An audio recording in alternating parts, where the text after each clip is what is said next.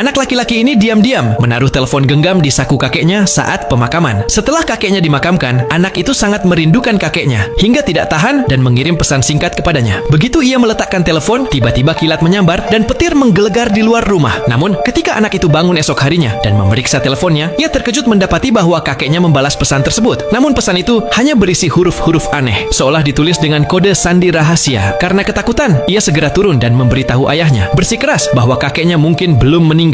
Tetapi ayahnya tidak mempercayainya, menganggap anaknya berbicara sembarangan. Ketika sang ayah melihat pesan dari kakek, ia menjelaskan bahwa hal itu mungkin hanya gangguan telekomunikasi. Melihat anaknya masih tidak percaya, sang ayah menambahkan bahwa dokter forensik telah melakukan autopsi pada jenazah dan kakeknya meninggal karena serangan jantung mendadak. Namun, hal itu tidak menghapus keraguan anak tersebut karena huruf-huruf itu merupakan kode sandi rahasia yang hanya diketahui oleh dirinya dan kakeknya. Maka ia pergi ke makam kakeknya dan melakukan suatu hal berani. Ia mengeluarkan telepon genggamnya dan menelepon kakeknya, lalu berbaring di tanah sambil mendengarkan dengan saksama. Yang mengejutkannya, nada dering yang familiar terdengar dari dalam makam. Ini berarti pesan singkat tadi malam memang dikirim oleh kakeknya. Tetapi ia tidak mengerti mengapa kakeknya tidak menjawab panggilan jika masih hidup. Lalu ia pergi ke villa kakeknya dengan harapan dapat melakukan penyelidikan menyeluruh, tetapi tidak menemukan petunjuk yang berguna. Ia hanya dapat menenangkan dirinya dengan berpikir bahwa itu mungkin benar-benar gangguan telekomunikasi. Sebulan berlalu dan anak itu perlahan melupakan peristiwa tersebut. Hingga pada hari pesta dansa, anak itu menari dengan gadis paling populer di kelasnya yang membuat marah ketua geng sekolah. Ia diseret keluar secara paksa oleh ketua geng itu, lalu dipukuli dengan parah. Bahkan setelah selesai, ketua geng masih belum puas. Sebelum pergi, ia menyilangkan tangan anak itu dan menekannya ke tanah. Setelah pulang, anak itu bersembunyi di kamar mandi dan menelepon nomor kakeknya, mencurahkan keluh kesah tentang apa yang terjadi hari itu kepada kakeknya. Namun, yang tidak disangka anak itu adalah keesokan harinya teman-temannya mengirim pesan mengatakan bahwa ketua geng sekolah telah hilang secara misterius. Anak itu tidak percaya sampai ia pergi ke lokasi dan melihat polisi membawa jenazah ketua geng tersebut. Barulah ia yakin bahwa semua itu benar-benar terjadi. Anak itu mendengar dari polisi bahwa posisi tubuh ketua geng ditemukan dengan tangan bersilang sama persis seperti posisinya saat ia dipukuli. Setelah mengetahui kebenaran itu, anak tersebut terus melamun sepanjang hari. Ketika wali kelas menyadari ada yang tidak beres, ia menyuruh anak itu untuk libur sekolah dan beristirahat di rumah serta mengatakan bahwa itu hanyalah kecelakaan. Anak itu memahami niat baik gurunya, tetapi dalam hatinya ia tahu bahwa semua ini berkaitan dengan kakeknya. Maka pada malam hari, ia kembali menelepon kakeknya. Namun, tak disangka, begitu ia meletakkan telepon, kakeknya justru menelepon balik. "Jika itu kamu, apakah kamu akan menjawabnya?"